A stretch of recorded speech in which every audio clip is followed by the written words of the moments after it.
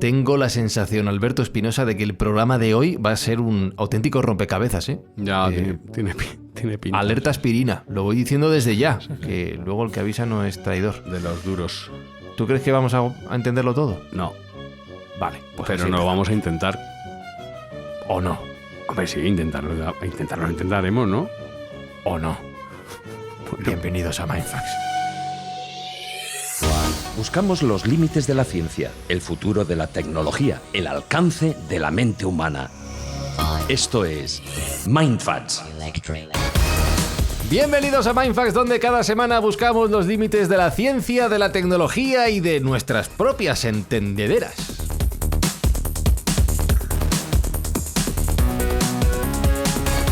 Que sí, Espi, que sí, que yo prometo intentarlo. Claro, tío. Conseguirlo no lo sé. Claro, no, yo no he dicho que lo vayamos a entender, he dicho que lo vamos a intentar. Vale, vamos a intentar entenderlo. Claro. Vale. Puedo prometer lo que puedo prometer, Jesús Callejo, pero lo que no puedo prometer no lo puedo prometer. Y no puedo prometer que lo vaya a entender. Y como alcalde vuestro que soy, os debo una explicación. Pues Eso. en este caso vamos a los límites de la cartografía, que también tiene su puntito. ¿Cómo nos gusta buscar el límite, Sergio Cordero? Hay que buscar el límite de la bondad y este programa es una máquina de hacer el bien y con las escuchas de nuestros oyentes, gracias a la publicidad que van a ir escuchando, pues vamos a hacer una donación a Médicos Sin Fronteras para que repare un poco el mundo tan dañado que se nos ha quedado tras los últimos meses. O sea, que sepan, que entiendan o no entiendan lo que se va a decir aquí, están haciendo el mundo un poquito mejor. Y ahora es cuando yo os cuento de qué hablamos, que vamos a hablar de los mapas de lo imposible. ¿Qué son esos mapas de lo imposible? No lo sé y espero que lo entendáis. Yo lo que sí que os puedo decir es que vamos a hacerlo mejor. Hoy en Mindfax hablamos de mapas de lo imposible y de mapas imposibles.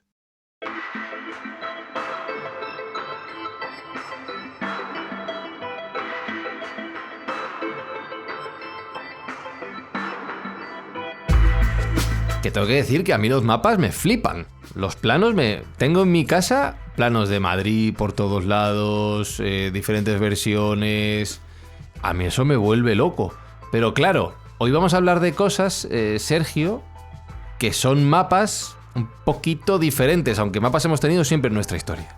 Bueno, vamos a hablar un poco de todo, de cómo el ser humano necesita ubicarse en algún campo. Tenemos que saber dónde estamos para poder entender nuestro entorno. Y a medida que nuestro entorno se va expandiendo, pues las necesidades de ubicación cambian. Si antiguamente, mirando a las estrellas y al horizonte, podríamos intentar ubicarnos en nuestro campo, actualmente necesitamos ampliar esa visión y utilizar la tecnología que tenemos a nuestro alcance para ir creciendo y cada vez ser más precisos en dónde estamos. Vale, pero claro, ¿a qué se refiere Sergio con dónde estamos? Esto lo voy a dejar como cebo para la segunda parte, Espi. Ya no solo la Tierra, Marte, por ejemplo, ¿vale? Bien, eso lo podemos entender. El metaverso. Un mapa del metaverso. Esto ya me cuesta más. Viajes interestelares. Vale, es complejo, pero... Posicionamiento cuántico. Ahí estamos. Esta ya me rompe Está la cabeza. chungo. Y dimensiones que no percibimos todavía. Pues todavía más chungo la Esto, cosa. ¿vale? Esto es lo que va a venir en la segunda parte, pero vamos a ir calentando con Jesús Callejo, porque como bien decía Sergio, Jesús, siempre hemos necesitado orientarnos, desde que el mundo es mundo y el hombre es hombre, en el planeta en el que vivimos, que poco a poco se va haciendo más grande. Me recuerda como los videojuegos, que vas desbloqueando zonas a medida que avanzas, ¿no? Es un poco lo que nos ha pasado en la historia. Es que los mapas serán necesarios, especialmente para saber un poco la ubicación geográfica en la que te movías. Y además será necesario también incluso como armamento geoestratégico para saber qué pueblos ibas a invadir o qué pueblos te podían invadir. Entonces, bueno, pues había que generar una serie de fronteras y para eso había que delimitarlas. Y ahí sale a relucir los cartógrafos, que realmente es una ciencia relativamente moderna, porque es verdad que ha habido mapas muy antiguos, pero mapas, algunos que se han recogido incluso en las tablillas babilónicas del siglo VI antes de Cristo, ¿no? Y estamos hablando, pues eso, de las 7, de las islas que ellos más o menos conocían, algunas veces islas míticas, porque lo que reflejaban en esos mapas, o en este caso, en estas tablillas o en piedras, que también se han recogido mapas, pues muchas veces también era información fantástica, mitológica, de lo que ellos pensaban pensaban que podría existir allende de los mares, ¿no? Para ellos los mares era una auténtica frontera natural donde no se sabía si había que ir en busca de nuevos descubrimientos o te tenías que prevenir y proteger de lo que te podía llegar de los mares, ¿no? Bueno, pues siempre ha habido ese tipo de mapas muy concretos, muy irregulares, porque no se conocía bien lo que eran las latitudes y las longitudes. Y de hecho, los mapas medievales, que fíjate que estamos hablando prácticamente antes de ayer, eran los mapas de TNO, que se llama, que eran mapas Orbis Terrarum. Y bueno, pues era mapa mundis, que se caracterizaban por una carga teológica más que geográfica, porque se dividía, bueno, sería bueno un poco ver una visualización de lo que es un mapa, tío, no, es un círculo, con lo cual no quiere decir que ellos consideraran que la Tierra era redonda, pero bueno, que estaba rodeada por un mar y ese círculo estaba regido por una T y en la mitad de la T, las masas que podíamos encontrar serían los 3 continentes conocidos en aquella época y en el centro, el punto de intersección de esa T, sería Jerusalén, con lo cual, imagínate, sería el ombligo del mundo. Qué complicado, sí. Bueno, pues eso, difícil. La O representaría el mundo en forma circular y que sería para ellos la forma geométrica perfecta, es decir, si Dios ha creado el mundo, tiene que ser un círculo, no puede ser un cuadrado. Y rodeado del océano, y la T haría referencia a eso que os acabo de comentar, a esa especie de espacio interior que a la vez alude también a una cruz, si te das cuenta, ves esa carga teológica. Claro. De ahí que apareciera, pues eso, en distintos beatos, esos que se llamaban beatos, pues donde no solo aparecía el Nuevo Testamento, sino que te aparecía el mundo en función de cómo Cristo o cómo Dios habría creado el mundo. Pero claro, eso no nos sirve a la hora de orientarnos, como te puedes imaginar. Ya nos tenemos que ir más adelante. Pero bueno, si entramos un poco ya en materia, porque no vamos a hacer aquí una pequeña cronología de cómo son los mapas, pero si entramos en esos mapas de lo imposible, como hemos titulado este programa, fíjate que yo prefiero llamarlo mapas del desconcierto. ¿Por qué? Claro, ¿Por qué lo defino así? Lo desconocido. Porque estamos hablando ya de mapas, ahí nos tenemos que ir un poco ya no tanto a la Edad Media, sino a la Edad Moderna, donde, en fin, empiezan todas las exploraciones marítimas, ¿no?, a raíz del descubrimiento de América. Y esos mapas del desconcierto yo los defino como aquellos mapas donde aparecen tierras o islas o territorios que no han sido descubiertos oficialmente, pero sin embargo aparecen descritos en esa cartografía, que puede ser portulanos o puede ser mapamundis, donde se amplía mucho más el horizonte de las exploraciones que nosotros conocíamos. Entonces, claro, ahí hay varios ejemplos muy llamativos. Os voy a poner unos cuantos ejemplos porque yo creo que es la forma más rápida de visualizar el por qué yo lo llamo mapas de desconcierto. Por ejemplo, la península de Florida. La península de Florida oficialmente se descubre en 1513 por Juan Ponce de León, ¿no?, un explorador vallisoletano.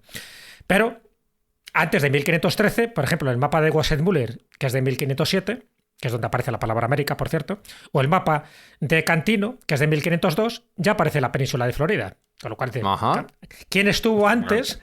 Claro. No con la misma forma que conocemos ahora la península de Florida, pero sí, en esa parte de Norteamérica ya había algo que podemos definir como la península de Florida, por lo menos la parte explorada. Pero fíjate que ¿quién había estado y quién lo había contado? Claro, exactamente. Juan Ponce de León, buscando las fuentes de la eterna juventud, encontró la península de Florida y a él se le atribuye oficialmente el descubrimiento, ¿vale? Pero, por ejemplo, si nos vamos a otro tipo de mapas, como el mapa de Picigano, no es demasiado conocido, el mapa de Picigano es de 1424. Bueno, pues en ese mapa, en el Atlántico, aparecen 2 islas, pero muy grandes, 2 islas que bautiza como Antilia y como Satanaces. Bueno, pues Antilia y Satanaces, fijaros, un mapa de 1424. Se sabe posteriormente que corresponde Antilia a Puerto Rico y Satanaces a Guadalupe. Pero es que estas 2 islas son descubiertas en el segundo viaje de Colón en 1493. Es decir, más de medio siglo después. ¿Quién estaba allí? ¿Por qué pinta y dibuja en esta cartografía unas islas que se parecen muchísimo a las islas que te acabo de decir? Bueno, pues alguien habría estado, claro. Alguien había estado, está claro que este tipo de mapas precolombinos ya existían. Ya no te digo si entramos un poco en si Colón llevaba las cartas marcadas, es decir, llevaba mapas donde sabía perfectamente que había unas tierras para conquistar, y de ahí que en las capitulaciones de Santa Fe se le nombrara almirante de la mar Océana, se le nombrara virrey, se le nombrara gobernador y además el diezmo de las tierras que ha descubierto, dice las capitulaciones de Santa Fe. Qué curioso, las que ha descubierto. Pero bueno, no vamos a entrar en ese melón. Y la Antártida oficialmente se descubre en 1820. En 1820. Pero sin embargo, hay mapas, y os hablo del mapa de Piri Reis, el de Mercato, el de Roncesvalles, el de Philippe Boach, que son muy anteriores, y ya aparece toda una masa en el sur del globo terráqueo que antiguamente pues no sabían cómo definirlo, lo definían un poco como la tierra incógnita, pero que evidentemente era la Antártida. Pero sin embargo, estos mapas que te digo, no es la idealización de que así como en el norte teníamos una masa, ¿no?, que era el Ártico, decían que por una cuestión de equilibrio en el sur tendría que haber otra masa. Bueno, y las dibujaban. No me refiero a eso, sino que me refiero, cuando he señalado estos mapas, y si quieres luego entramos en detalle, porque bueno, es un tema que en el curso he dado hasta charla, ¿no? Porque me parece que es un tema apasionante, porque muchas veces hay que buscar pruebas. Dice, pero ¿hay pruebas de que realmente hubo gente antes que nosotros en estos lugares? Por ejemplo, en América. Pues sí, ahí tenéis los mapas, porque yo creo que los mapas son pruebas indiscutibles. Bueno, pues cuando os hablo de esto es porque aparece el perfil de la Antártida. Pero, y aquí viene lo más curioso, lo más sorprendente, lo más desconcertante, el perfil de la Antártida antes de que fuera cubierta por los hielos. Hostia. O sea, que es un conocimiento antiquísimo realmente. Eso sí que nos crea un esguince mental, porque alguien puede dibujar la Antártida tal como se conoce desde que tiene hielos, que es como mínimo de hace 6.000 años. Pero, por ejemplo, ¿cómo puede saberse que la Antártida, porque ahora ya conocemos lo que hay debajo de la capa de hielo, hay como 2 islas, ¿no?, una más grande y otra más pequeña? En el mapa de Philippe Watch sí que aparece esas dos islas. No exactamente parecidas a lo que tenemos, pero es que en ese mapa de Philippe Watch, un cartógrafo francés, es de 1737. Ya digo que la Antártida oficialmente es descubierta en 1820. Llama mucho la atención. O, por ejemplo, ya es el último ejemplo, ¿vale? Porque, como ves, el tema da mucho de sí. El Cabo de Buena Esperanza, ¿vale?, en el sur de África, el que se llamaba primero el Cabo de las Tormentas. Oficialmente, el primero que lo dobla es Bartolomé Díaz en 1488. ¿Vale? El segundo sería Vasco de Gama en 1497, cuando llega a Calicut y empieza pues a explorar toda la India. Pero bueno, hasta 1488 nadie había explorado y atravesado ese Cabo de las Tormentas, que luego el rey de Portugal lo llama el Cabo de Buena Esperanza para que nadie se asuste. Pero, ¿y si lo vemos ya dibujado en mapas anteriores? Quiere decir que alguien ya también lo atravesó y lo dibujó. Por ejemplo, en el mapa de Cagnido de 1402 o en el mapa de Framauro de 1459. Curioso, porque esto no es lo que nos dice la historia oficial. Claro. Entonces, si alguien lo dibujó, en fin, no con esa precisión que ahora tenemos, pero si alguien lo dibujó con esa forma triangular que tiene este cabo de Buena Esperanza, es que alguien estuvo por allí. Y hay mapas de mapas. Y luego, si queréis, entramos en detalle con el mapa de Piri Reis, que me parece uno de los mapas más desconcertantes, de 1513, que está basado en 20 mapas anteriores. Y uno de esos mapas anteriores era uno que llamaba Colón. Y entonces por eso aparece dibujado América, la costa de América, con sus tierras, con sus islas, que no se habían descubierto todavía algunas cosas, incluso con la fauna que había allí. Por ejemplo, la llama. Cuando dibujan los Andes, aparece la llama. En fin, la llama todavía no había sido descrita como tal, o la isla Marajó, o las Malvinas. En fin, tantos y tantos detalles del mapa de Piri Reis, que era un mapa de mapas que estaba basado en los conocimientos cartográficos y marítimos que se conocían anteriormente. Pero ojo, y con esto termino, la cartografía era una información prioritaria. Copiarla o robarla o destruirla incluso era un delito de lesa majestad, es decir, estaba penado con la muerte. ¿Por qué? Porque era la información que tú tenías para llegar a unas islas o a unos territorios donde podías conseguir oro, plata, especias, esclavos o rutas más rápidas para llegar a determinados lugares. Por lo tanto, esa información privilegiada, era claro, secretísima. Claro. Y por eso no se divulgaba. Aquellos que tenían esta información, que normalmente era España, era Portugal también, pues tenían una información de primer orden. Y por eso España y Portugal fueron imperios marítimos en la época donde estos portulanos, donde esta cartografía imperó. Ahora ya lo sabemos, pero en aquella época no se sabía que muchas de las cosas que empezaban a ser descubiertas oficialmente ya estaban dibujadas. Por ejemplo, cuando Cabral llega en 1500 a Brasil, Brasil ya estaba descubierta. Lo que pasa es que a Portugal necesitaba que oficialmente alguien, un portugués, descubriera Portugal, porque la línea del Tratado de Tordesillas había que fijarla de una forma mucho más concreta. En fin, hay geopolítica detrás de la cartografía. Sí. A mí lo que me gusta mucho, Espi, es cuando en los mapas antiguos no saben lo que hay llegado a un punto, entonces llega el autor, se chupa así el dedito, dice, voy a ver qué pongo aquí, a tomar por saco. Aquí hay dragones. Un saludo a los amigos. Eso es. Aquí hay bestias. Por aquí no vayas, que no hay más. Y arreglado. Pues claro. Arreglado. Pues No claro. sé si Jesús me corregirá, pero hace poco leí que el Higsun Dracones era leyenda urbana, que realmente no se ponía en los mapas. Solo creo recordar que había uno que lo nombraba y me parece que era un mapa además relativamente moderno. Muy fan de ese señor. No, sí lo hay. Sí. Es verdad que no en tantos como dicen. Lo que sí se dibujaba, lo de Ixun Dragones, era pues eso, decir, esto es una tierra incógnita, cuidadito, porque estos son territorios desconocidos, territorios inexplorados, territorios peligrosos o territorios salvajes. Por lo tanto, cuidadito si te acercas por allí. Y lo que se hacía era dibujar o un animal fantástico o incluso a personajes humanos, pero también fantásticos, o sea, pues hombres con cabeza de perro, ¿no? Cinocéfalos, también se dibujaban. Pero se solían dibujar dragones, serpientes marinas, por ejemplo el Leviatán, que además hace una referencia claramente a la Biblia, ¿no? Ese monstruo que va devorando a todo el que se acerque por allí. De hecho, hablaba antes del Cabo de Buena Esperanza, ¿no? También se hablaba de muchos monstruos que pasaban por allí, por eso encallaban tantos barcos. No lo atribuían tanto a las tormentas o a los arrecifes, sino al monstruo que estaba por allí. Bueno, eso es una norma común. Es cierto que la palabra como tal, Ixun, dracones, no aparece en muchos mapas, pero sí aparecen algunos. Pero lo que sí aparecía, sobre todo en esas lindes, en esos límites, ¿no?, inexplorados, eran este tipo de animales. Kraken, pulpos gigantes, hombros con el rostro en el pecho, por ejemplo, que era muy llamativo, porque se pensaba que había hombres descabezados, pero cuyo pecho tenía 2 ojos y una boca, lo cual llama mucho también la atención. Pero eso eran leyendas que transcurrían y se difundían de lado a lado, y siempre había alguien que decía que lo había visto. Los panotios, que eran hombres con orejas enormes, los hipocampos, que eran caballos marinos, la sirena, los tritones, etcétera, etcétera, etcétera. Pero tenía 2 finalidades, no nos olvidemos. Por una parte era como una especie de enseñanza moral o simbólica, cuidadito, porque por aquí hay criaturas también creadas por Dios que pues son peligrosillas.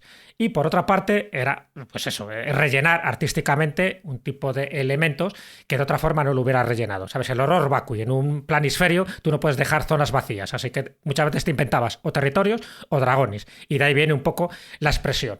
Lugares inexplorados, peligrosos y salvajes. Si tú ibas, allá tú.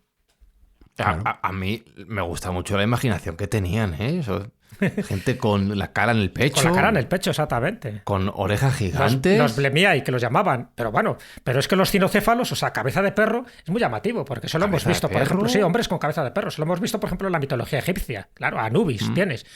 Pero, sorprenderos, uno de nuestros santos, dentro del santoral cristiano, en su origen, era un gigante con cabeza de perro. ¿Sabéis a quién me refiero? ¿Quién? San Cristóbal. ¿Sí? San Cristóbal es un santo totalmente inventado y que recogen de esta mitología. Y entonces San Cristóbal es el portador de Cristo. Entonces es un santo que ahora es el patrón, en fin, de los automovilistas y de tantas y tantas cosas, pero, ahora entiendo. Pero su origen es totalmente fantasioso y procede precisamente de estas mitologías totalmente disparatadas. Pues si en los límites de los mapas terrestres aparecían estas cosas, no os podéis ni imaginar lo que aparece en los límites de los mapas que vamos a revisar a continuación.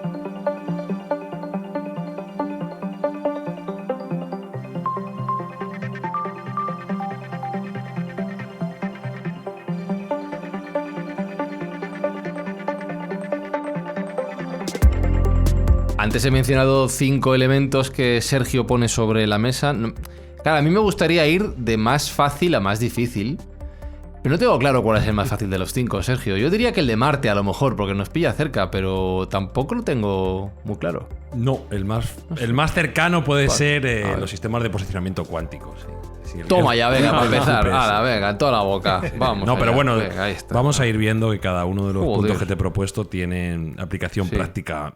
Los últimos un poco más lejana, pero todos tienen aplicación práctica. Bueno. Vale, posicionamiento cuántico. Este es el fácil, ¿vale, amigos? Venga. ¿Por qué es necesario? Atención. El día 1 de septiembre nos sorprendía la noticia de que el avión de la presidenta de la Comisión Europea, Ursula von der Leyen, tenía que aterrizar utilizando un mapa de papel, como hace 60 o 70 años. ¿Por qué? Y con la guía Repsol iba ahí. Eso iba a decir, o sea, de repente el piloto sacando la guía Repsol allí. No, a ver, ¿dónde estamos? No era un simulacro, no era recuperar viejas tradiciones, sino un sabotaje por parte de Rusia al sistema de posicionamiento global GPS. ¡Qué cabrones! Sí. Ya ves. La señora von der Leyen estaba de gira en los países limítrofes con Rusia y a los rusos no se les ocurrió otra inocentada mejor que apagarle el GPS. Entonces ahí empezamos a descubrir cuán frágil es el sistema en el que descansamos nuestro posicionamiento general. Y si pueden hacer eso con el avión de la presidenta de la Comisión Europea, imaginaos lo que pueden hacer con nosotros. Ya, cualquier avioncito, coche, sí. Hay una verdad muy incómoda sobre el GPS y es que es arcaico y increíblemente frágil. Tened en cuenta... Es arcaico, pero... Sí, ¿pero cómo? Bueno, el GPS tiene más de 70 años. La tecnología. Bueno, pero... Entonces ya está un poquito más que madura. Entonces...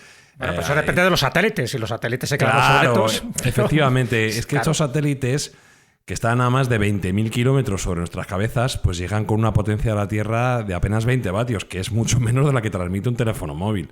Entonces, hay dispositivos que puedes comprar en AliExpress que son del tamaño de una cajetilla de cigarros y que pueden crear una burbuja de negación de ese GPS de kilómetros. O sea, que no es una tecnología de ciencia ficción, sino que está existiendo y el GPS se le puede negar, ¿no?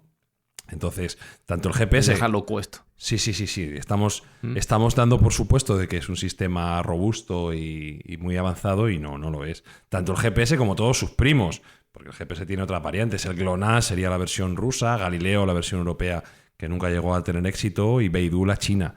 Pero todos tienen una debilidad fundamental y es que dependen de una infraestructura de satélites que pueden ser destruidos, señales que pueden ser bloqueadas. Y bueno, pues en un mundo tan complejo y hostil como el que estamos ahora, es una debilidad estratégica que para que según qué cosas, pues es absolutamente inaceptable. Entonces, necesitamos algo mejor. Vale. Necesitamos algo que no pueda ser apagado o interferido y necesitamos que no haya que mirar hacia arriba para poder navegar. Y aquí es donde entra en juego la revolución cuántica. La Tierra pues tiene una huella dactilar de campos electromagnéticos que, si pudiera ser leída, haría innecesario el tener que depender de satélites externos. Y durante décadas esto lo hemos sabido. Lo que pasa es que hasta ahora la tecnología no era capaz de diferenciar ese susurro tan mínimo de la capa electromagnética de la Tierra sin aislarlo del resto de las señales que nosotros mismos generamos muchas veces. Cualquier dispositivo electrónico emite una serie de señales. Bueno, pues eso ha cambiado. Ya tenemos una serie de aparatos que se llaman magnetrómetros cuánticos, que no son... Magnetrómetros, hay que mejorar el nombre. Magnetrómetros cuánticos. ¿Ves? Un poco trabalengua. Decir. Claro. Sí, esto lo que hacen no es medir el campo magnético de la manera estándar, sino que buscan... Y explotan sobre todo una de las propiedades más extrañas de la mecánica cuántica, que es el spin de los átomos, ¿vale? Que al fin y al cabo, por llevarlo, por aterrizar el concepto, pues es leer cómo el campo magnético de los átomos se alinean y procesar cómo oscilan para poder ubicar siempre una posición pues precisa, ¿vale? Entonces, yo mientras ellos se enteren de lo que están haciendo me fío. O sea, aquí ya me has roto la cabeza. Bueno, pues hay empresas como la australiana QZettle que han desarrollado ya algoritmos que pueden caracterizar y modelar este tipo de spins cuánticos y este ruido magnético, aislándolo, haciéndolo en tiempo real, porque hasta ahora se podría hacer, pero requería de mucha computación y además de aparatos muy muy grandes, lo cual lo hacían inviables para utilizarlo en métodos de transporte como pueden ser aviones o vehículos. Esta empresa ha conseguido miniaturizarlos y su sistema MagNav ha demostrado ser 46 veces más preciso que los mejores sistemas de navegación disponibles. 46 veces es una mejora exponencial completamente. Sí. Entonces, ¿qué puede suponer que esta tecnología se democratice y que empiece a llegar a más dispositivos? Bueno, pues será un mundo donde un coche, un teléfono, un dron podrán navegar con precisión centrimétrica sin depender de ningún satélite, porque hay que recordar que el GPS tiene un error de 3 metros aproximadamente, que es un error provocado, porque el GPS depende del gobierno americano y para los americanos no les resulta conveniente que sus otros usuarios tengan esa capacidad milimétrica para llegar que ellos sí tienen en el ámbito militar, ¿vale? O sea, el GPS tiene un error provocado. Este tipo de QPS, que es como se llama, de sistemas de posicionamiento cuántico, no tendrían este tipo de desviación, sino que tendrían una precisión exactísima y no requerirían de ningún apoyo externo. Es decir, no dependerían de satélites, podrían aterrizar perfectamente, en un caso de un avión, podría aterrizar en medio de una tormenta electromagnética, un submarino podría cruzar todos los océanos sin tener que emerger, etcétera. Es decir, no tenemos necesidad externa. Y esto es lo bonito de esta tecnología, que es completamente pasiva, no emite nada, no puede ser detectada, no puede ser interferida. Es como una especie de sentido arácnido que tenía Spider-Man, adicional, y una capacidad para percibir la estructura fundamental del entorno que es invisible para cualquier enemigo. Con lo cual, bueno, pues no podría ser saboteado, como hemos visto el caso de la presidenta de la Comisión Europea. Yo con que me lleve a los sitios y no me despeñe por un terraplén o cosas de estas que pasan con los GPS me conformo, ¿eh? No necesito tampoco precisión milimétrica. No sé, bueno. Primero que lo prueben los militares, que son los que lo van a probar seguro, y luego ya que nos dejen a los demás utilizarlo. Este era el fácil, ¿no, Sergio? Sí, vamos de más cercanos a menos cercanos. El siguiente que os proponía es utilizar un sistema de navegación, pero cuando salgamos de la cuna. Al final ya sabéis que aquí somos proponentes de que la humanidad tiene que dar un salto y salir de nuestra madre tierra. Y para eso vamos a necesitar orientación.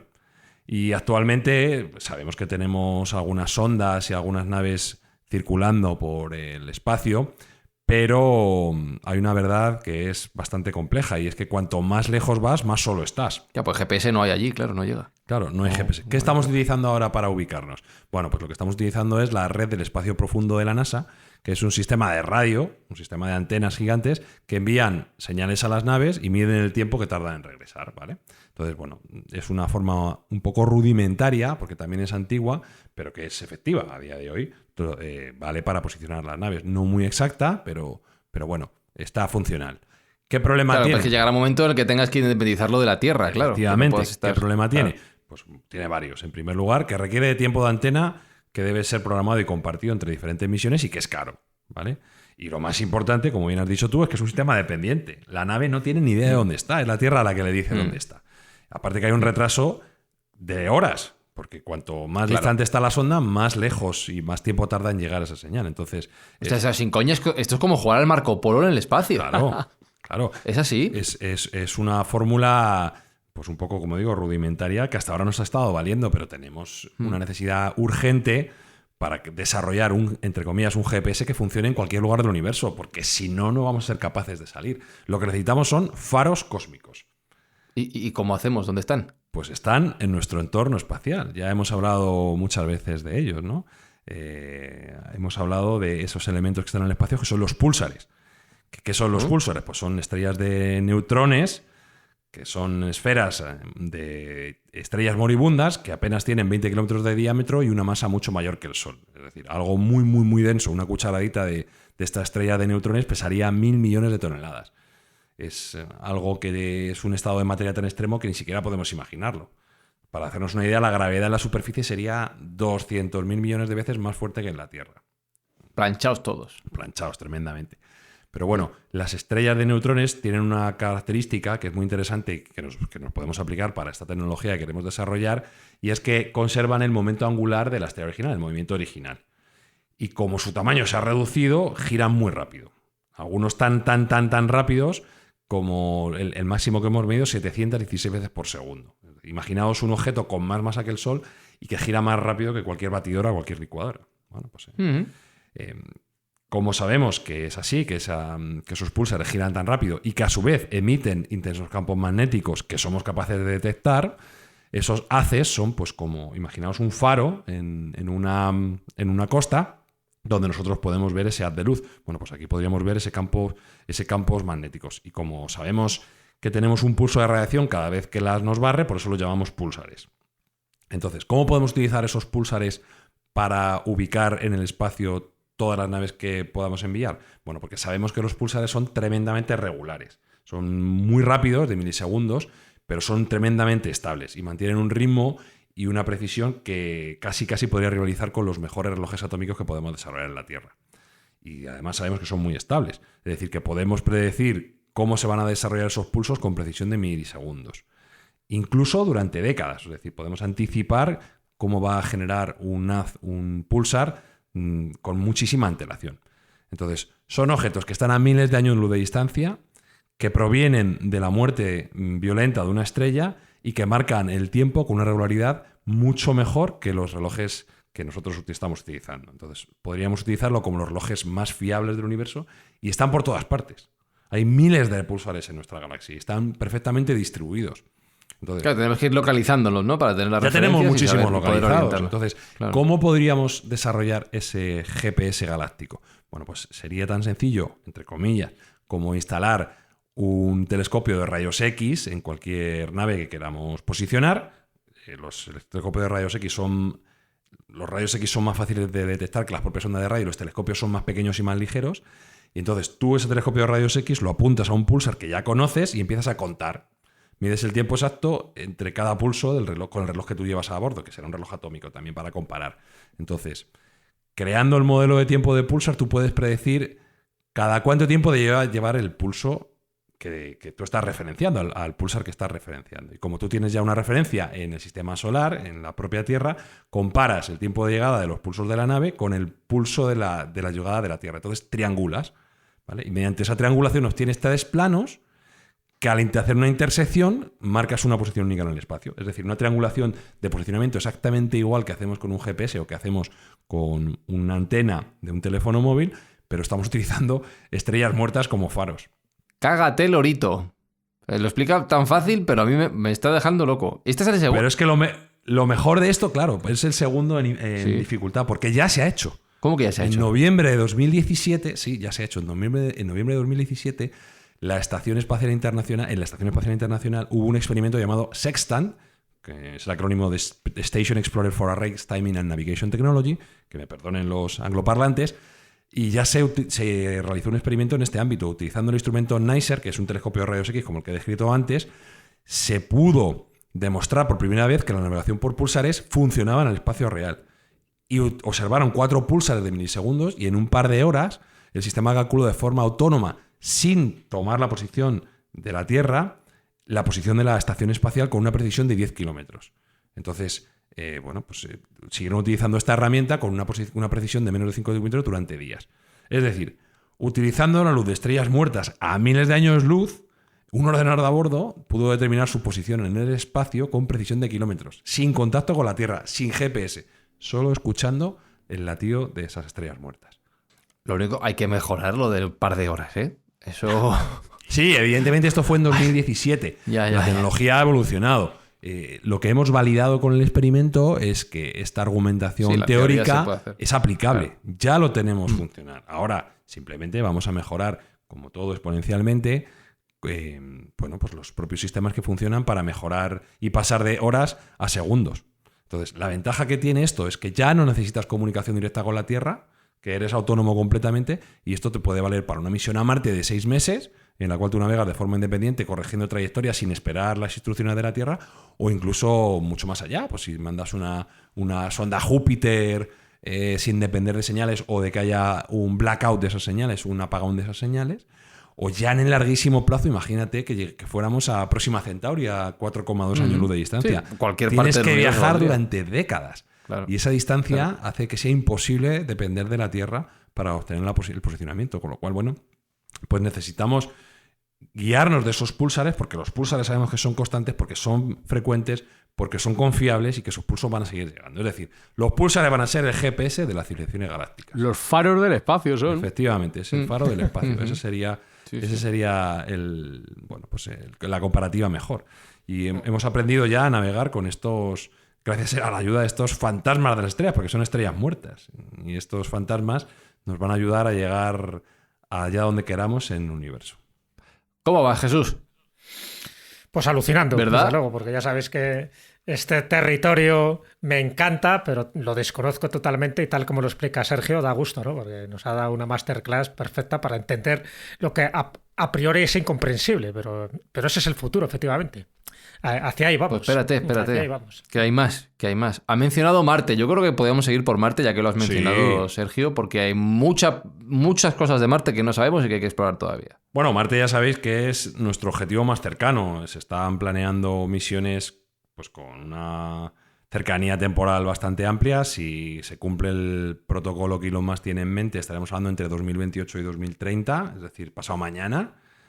Y llegar allí va a requerir de mapeo de Marte, va a requerir de cierta cartografía. Si bien es cierto que tenemos ya una cartografía superficial, Marte tiene un componente oculto que es tremendamente interesante para nosotros, que son los tubos de lava subterráneos que conocemos que existen y que son grandes redes, que son cuevas formadas hace millones de años por flujos de lava y que son cápsulas de tiempo geológicas, que además serían el lugar ideal para vivir en Marte, porque como bien sabéis, Marte es un territorio bastante hostil. Las temperaturas oscilan entre menos 140 y 20, no hay agua líquida en la superficie por la sublimación directa del hielo vapor, es decir, Marte es hostil.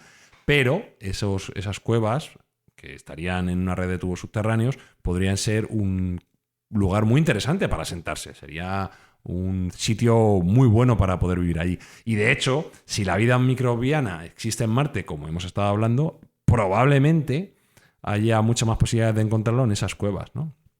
Y es casi seguro que esas cuevas será donde nosotros vivamos, porque por sentido común ya están ubicadas y fácilmente asequibles si somos capaces de cartografiarlas. ¿Qué problema hay? Que no las podemos explorar con los rovers actuales que tenemos allí. ¿Por qué no podemos utilizar los rovers? Pues por una cuestión práctica. Los rovers son muy lentos. Puedes estar ahí explorando milenios. Sería imposible para la tecnología que tenemos actualmente poder mirar. Es que ten en cuenta que un rover en un buen día marciano, el Perseverance, por ejemplo, que costó casi 3.000 millones de dólares, recorre 200 metros en un buen día. Échale días ahí. Y luego que no pierdas la cobertura en la cueva, que te llegue la señal. La cobertura o el sol, ¿no? Si estás utilizando placas solares para mover. También es verdad. Entonces, pero el día que se colocó ese rover Perseverance, gracias a la NASA, y estoy hablando del año 2021, no era un dron, pero lo más parecido a un dron también iba con ese rover, que era un helicóptero. Sí, definitivamente. El y entonces, bueno, ahí es donde se empieza a sobrevolar y creo que ha dado buenos resultados también, haciendo fotografías a esa altura, ¿no? Ahí es donde iba yo. Ese tipo de soluciones tecnológicas son mucho más óptimas para poder cartografiar la zona interior de Marte. ¿Qué necesitamos? Necesitamos un enjambre. Necesitamos muchos pequeños en lugar de uno grande, ¿vale? La tecnología, al final, a veces es un reflejo de la naturaleza. Y la naturaleza ha resuelto el problema de la capilaridad hace tiempo. Las hormigas, las abejas, los bancos de peces, las propias aves que vuelan en bandada. Pero la inteligencia colectiva puede ser más interesante para este tipo de problemas que un único actor. Entonces, lo que se considera es que sería mucho más eficiente para poder cartografiar los túneles de lava de Marte, en lugar de mandar un rover del tamaño de un coche o como los que tenemos actualmente, pues mandar 50, 100, 500 robots pequeños como drones voladores, del tamaño de una caja de zapatos o incluso más pequeños. Porque sí que tendrían capacidad de explorar rápidamente grandes cavidades y además tendrían ese pensamiento enjambre, esa mente enjambre que en el caso de que uno se te estropee, se te caiga, tenga una mala función. Si es un solo rover, estás ciego completamente, pero si de 100 te sobreviven 95, pues vas a seguir teniendo toda la información. Entonces, esta diversidad es clave, ¿no? Porque en un territorio tan hostil pueden pasar cosas. Entonces, si un dron volador en enjambre empieza a mapear el túnel en el LIDAR y por lo que sea se le acaba la batería, como ha traspasado ese conocimiento a sus pares, nunca se perdería ese conocimiento. A la vez que es un explorador, es un emisor de esa información. Entonces está compartiendo en tiempo real esa información con todos sus pares. Y eso nos va a llegar sí o sí. Entonces, va a poder comunicarse con el resto de compañeros y este enjambre funcionaría como una mente colmena, una inteligencia distribuida donde el todo es mucho mayor que la suma de las partes. Salvo que se destruyan todos los drones, habría que pensar en una civilización marciana que se ha cargado a todos los que quieren explorarla. Si cayesen todos, deberíamos preocuparnos, sí. Habría que pensar ya que alguien se los está cargando. Un oso en la cueva, ¡pah! Todo fuera y ya está. Pero esto era fácil de entender. Sí. Esto era fácil. Pero los dos siguientes, Espi, agárrate los machos. ¿Qué prefieres, metaverso o dimensiones? Primero metaverso. Metaverso. Pues hemos elegido susto, Sergio. Bueno, el metaverso es una de las cuestiones más difíciles para el ser humano. Si hemos estado hablando de, algunas tecnologías rayanas con la ciencia ficción, aparentemente el metaverso podría ser lo más sencillo, pero no lo es. Tenemos claro que hay una tendencia a la búsqueda del metaverso o ciberespacio, como otra gente le llama, porque lo estamos viendo en el día a día. Pues hoy en día mucha gente juega al Fortnite, al Roblox, a Decentraland, a todo este tipo de universos que se están creando y que, bueno, pues se usan sobre todo por los chavales, que a nosotros nos pilla un poco más lejos, pero se usa muchísimo. Me consta que la penetración que tiene, por ejemplo, Roblox en los niños menores de 12 años es tremenda, y así lo está reflejando también su cotización en bolsa, que es una empresa que está costando muchísimo dinero. Si quisiéramos tener un mapa de todos esos lugares, ¿seríamos capaces? Es una pregunta difícil de contestar. ¿Por qué? Porque es una cartografía que, para empezar, es creciente. No es estática, es dinámica. Se están creando mapas de World of Warcraft todos los días. Y yo digo World of Warcraft. World of Warcraft es una boomerada tremenda, porque no sé si ya se seguirá jugando a World of Warcraft o no, que entiendo que sí, pero, por ejemplo, de Fortnite, ¿no? Que es, digamos, uno de los juegos que lleva un tiempo funcionando.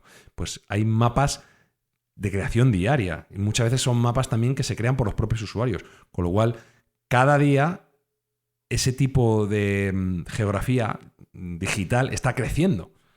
Y además tiene una serie de componentes que son complejas para nosotros. Y es que el espacio dentro de esas aplicaciones no es euclidiano. La distancia más corta de un punto no siempre es la línea recta.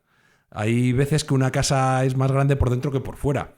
Y puede crearse perfectamente un portal que conecte dos zonas que están separadas. Entonces, las reglas que nosotros conocemos en la realidad están obsoletas dentro del metaverso. Un edificio puede aparecer y desaparecer, un paisaje puede reconfigurarse en tiempo real. ¿Cómo cartografías eso? ¿Cómo creas un mapa donde las reglas cambian constantemente?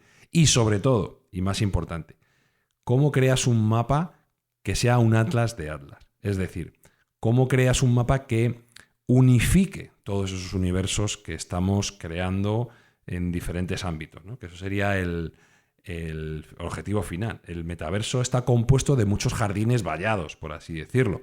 Hay muchos patios de recreo que entre ellos no se comunican.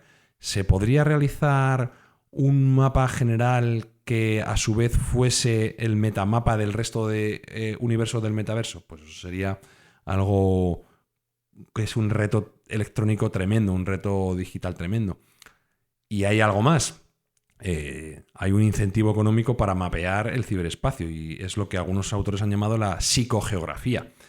Y es hay algunas zonas del metaverso que tienen más atracción para los usuarios que otras. Es decir, hay zonas calientes, mapas de calor donde se ven plazas sociales, donde la gente se congrega, sitios donde hay una interacción mayor entre los avatares virtuales. Bueno, pues esas zonas que atraen más tráfico tienen un mayor valor, que a veces incluso ese valor es comprable con criptomonedas, que las zonas muertas que están ubictadas por los usuarios, los callejones vacíos, las regiones que nadie va. Entonces, para los diseñadores de mundos virtuales, esos mapas serían oro en vena, porque revelaría que funcione y que no, y dónde la multitud fluye. Entonces, hay un incentivo también económico para tener un mapeo de este mundo del metaverso, que recordemos que estamos en su etapa más incipiente e inicial. Esto solo va a crecer, y solo va a crecer exponencialmente. Entonces, el reto de mapear el metaverso es mayor que los otros que os he ido comentando antes, que parecían difíciles, pero sin embargo, el ser capaz de acotar esos múltiples mundos virtuales es un reto de primer orden. A día de hoy yo diría que es imposible, pero bueno, supongo que habrá formas, que habrán pensado formas de hacerlo realmente. Y en el día de mañana, como dices tú, si ya me parece imposible hoy, no sé cómo lo van a conseguir, pero desde luego es un reto increíble. El que lo consiga, y como digo, hay un buen incentivo porque tiene una componente económica interesante, va a crear un hito que hasta ahora no existe, y probablemente se haga rico en el camino. Con lo cual, yo no descarto que esto se haga. No lo descarto. Este era el susto, ¿vale? La muerte es el tema de las dimensiones. Aquí ya sí que yo ya. Venga, vamos. Voy a echarme atrás al respaldo, a ver si lo entiendo. Hasta ahora estábamos hablando de navegar por las dimensiones que conocemos, las 3 dimensiones espaciales más el tiempo. Pero lo hemos comentado en este podcast muchas veces, ese no es el límite. Nosotros intuimos, por las diferentes teorías, que el espacio en general hay más dimensiones, hasta 10 u 11 según la teoría, algunos proponen incluso más. Entonces, si utilizamos la teoría de cuerdas, para que las matemáticas funcionen, las cuerdas no pueden vibrar en un espacio de 4 dimensiones solo, de 3 espaciales más el tiempo, necesitan más espacio. Como he dicho, algunos autores dicen 10, otros dicen 11, pero bueno, ¿dónde están esas dimensiones y por qué no las vemos? Y si no las vemos, ¿seríamos capaces de cartografiarlas? ¿Seríamos capaces de tener una idea de cómo están funcionando? Dice que estarían plegadas sobre sí mismas, ¿no? Efectivamente. Ya hemos puesto también alguna vez este ejemplo. Una manguera de jardín o un cable desde lejos parece una línea unidimensional, pero para una hormiga que fuera caminando sobre ella, la manguera es claramente tridimensional. La hormiga puede moverse tanto en la longitud como caminar alrededor de la circunferencia. Bueno, pues una cosa parecida, nosotros al ser pues seres macroscópicos solo percibimos las 3 grandes dimensiones, pero en la escala de Planck, que recordemos que es 10 elevado a la menos 35 metros, una escala tan mínima que podría hacer que un átomo parezca un planeta, las dimensiones, como bien ha dicho Jesús, las dimensiones adicionales estarían enrolladas en sí mismas en formas geométricas que sean muy complejas. Entonces, todo esto ha determinado que la geometría de estas dimensiones sugieren que se pliegan en formas de al menos 6 dimensiones, que es lo que la llamada variedades de Calabi-Yau, que son objetos geométricos de una complejidad tal que al común de los mortales pues, le es imposible concebir. Entonces, como hemos empezado el episodio diciendo que no sabíamos si íbamos a entender, no pasa nada por no entender. Hemos venido aquí a divertirnos también. Evidentemente, concebir dimensiones adicionales pues es algo muy complejo y que escapa de nuestro uso cerebral del día a día. Pero bueno, para eso están ya los físicos teóricos y la gente que piensa fuerte de verdad para darnos un destilado de ese conocimiento. Entonces, ¿habría una posibilidad de tener un GPS dimensional, de sondear esa estructura de la realidad? Pues algunos científicos piensan que sí, que es posible desarrollar sensores suficientemente sensibles como para sondear estas dimensiones. No estaríamos hablando de ver las dimensiones en sentido estricto, estaríamos hablando de detectar sus efectos y de medir las propiedades en la geometría de Calabi-Yau. ¿Vale? Entonces sería un GPS dimensional que no te daría una posición en el espacio 3D, sino que te daría unas coordenadas de la realidad física de la versión del universo que estás habitando. Entonces, bueno, pues aquí entrarían ya, que no podemos ponernos muy estupendos, las teorías relacionadas con la teoría M y el escenario de mundos Brana, que aquí mando un saludo a nuestro amigo Luis Débora, que es experto en esta teoría, y sugieren que en este ámbito nuestro universo tridimensional es una membrana que flota en un espacio de dimensiones superior que algunos autores llaman el bulk. ¿Podríamos nosotros enviar información o materia a través del bulk? Bueno, pues algunos autores consideran que sí. En nuestro universo, la teoría más corta entre 2 puntos es siempre una línea recta, pero si pudieras salir de esa membrana y verlo en una dimensión superior y moverte a través de ese bulk, podrías tomar atajos. Y el ejemplo más claro, que también se ha puesto muchas veces, es 2 puntos en una hoja de papel. La distancia más corta es siempre la línea recta que los une, pero si puedes doblar el papel, podrías hacer que esos 2 puntos se toquen. Y esa es la idea esencial que hay detrás de los agujeros de gusano y los viajes más rápidos de la luz en el ámbito de la ciencia ficción, pero bueno, que algunos autores están colaborando. Entonces, si podemos viajar a través de dimensiones extra, una condición previa fundamental sería el poder mapearlas, porque no podríamos visitarlas sin saber cómo son. Entonces, para eso habría que afinar mucho y conseguir respuestas a preguntas que la ciencia lleva mucho tiempo haciéndose. ¿Por qué el electrón tiene la masa que tiene? ¿Por qué hay 3 generaciones de partículas distintas? Bueno, pues hay muchísimas preguntas que si pudiéramos mapear esa geometría de Calabi-Yau y pudiéramos encontrar esas dimensiones que están plegadas en sí mismas, pues nos invitarían a poder explorar un universo muchísimo más interesante y muchísimo más amplio del que pensamos que existe. Este sería el mapa definitivo, el mapa de los mapas, y no sería un mapa solo de un lugar, sino el mapa de las reglas de los mapas. No nos diría solo dónde estamos, sino lo que somos, lo cual ya pues, sería el punto y final de la cartografía, y ahí dejaríamos ya de buscar el límite a esta ciencia. Bueno, otro mapa de los mapas sería el poder cartografiar el mundo de los sueños, es decir, todos esos mundos oníricos donde viajamos, y ha habido intentos, ¿no?, de intentar dibujar los lugares donde son puntos de encuentro de varios onironautas, ¿no? Y aquí mandamos un recuerdo cariñoso también a Ser School, que tiene ese podcast, porque también dice que hay esos sueños lúcidos donde hay una geografía totalmente diferente a nuestras 3 dimensiones espaciales donde ellos se pueden encontrar. Incluso voy más allá, porque lo he visto dentro de los libros de antropología que tengo, el mapear lo que sería el más allá una vez que tú mueres o trasciendes. Entonces hay mapas chamánicos donde te ponen en un mapa, en fin, los distintos lugares que tienes que ir pasando, trascendiendo, puertas, en fin, los guías del umbral que te vas encontrando, etcétera, etcétera. Que evidentemente no hay forma de comprobarlo, pero bueno, que hay mapas de este tipo donde, como ves, también se juega con esa posibilidad donde lo irreal parece que se puede convertir en real, y si hay alguien que es capaz de mapear los sueños o de mapear la otra realidad que está más allá de la muerte física, pues eso también para mí sería el mapa de los mapas. Claro, es que por ausencia de tiempo hemos dejado fuera algunos mapas que son tremendamente interesantes. De uno de ellos ya hablamos en su momento, que es el mapeo del cerebro. Por ejemplo, también. Conseguir mapear el cerebro sería un hito fundamental para poder comprenderlo y para poder replicarlo. Y el otro, que es todavía más grande casi que el universo, sería el mapa del desconocimiento. Poder llegar a comprender y cartografiar nuestra propia ignorancia. Eso sí que sería el gran reto humano. Habría muchos espacios en blanco. Claro, que probablemente sea mayor incluso que el propio universo. Entonces, por ausencia de tiempo no nos ha permitido entrar en este ámbito. Uno ya lo tocamos en su momento y podemos remitir a los oyentes a este mapeo tentativo del cerebro. Pero como podéis ver, ubicarnos en el espacio, en el tiempo y en nuestra propia esencia es algo que la humanidad requiere y que nos va a hacer falta para poder comprendernos a nosotros mismos. Para que veáis cómo funciona mi cabeza, este cerebro de mono con 2 platillos que Dios me ha dado, ¿sabes lo que estaba pensando yo, Espi, cuando contaba a Sergio lo de el mapa, las dimensiones, plegarse sobre sí mismo y todo eso? Ni idea. ¿Cómo coño se dobla un mapa de 6 dimensiones?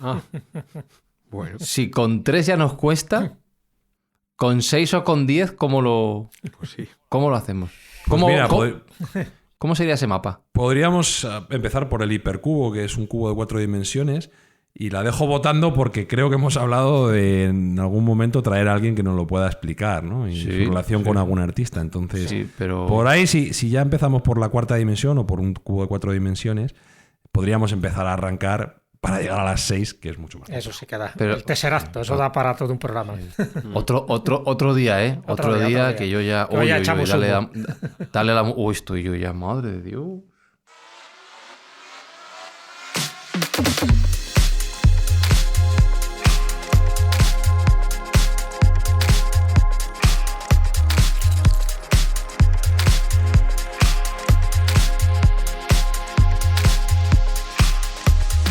Que no me he perdido, Espi, pero reconozco que he sido como el último de la fila de la ruta que le está costando subir la montaña. No, estoy en tu barco.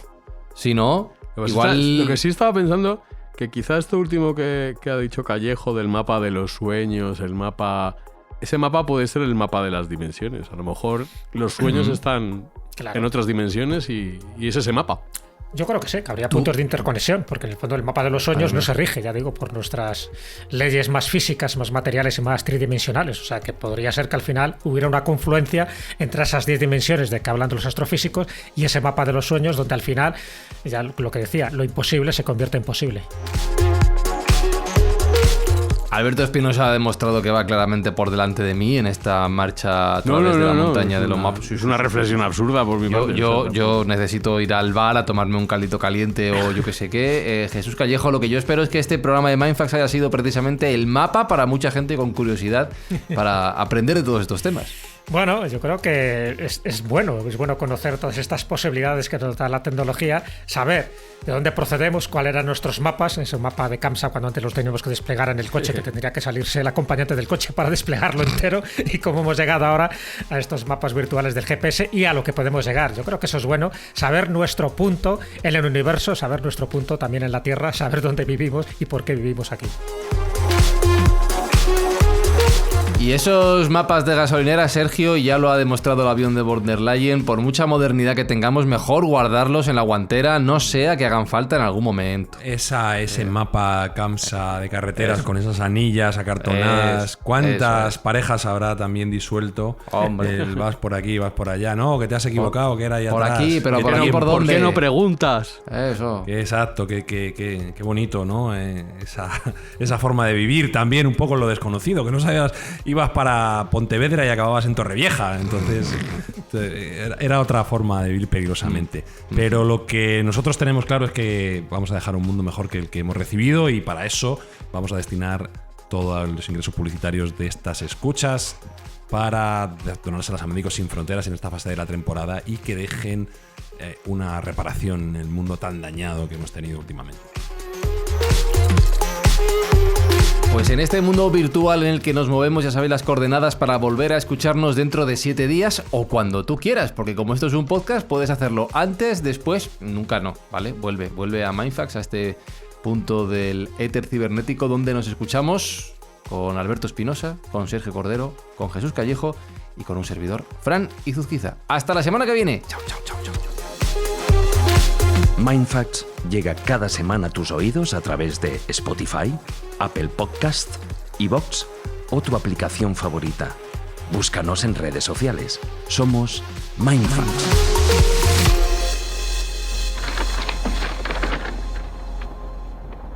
¡Válgame Dios!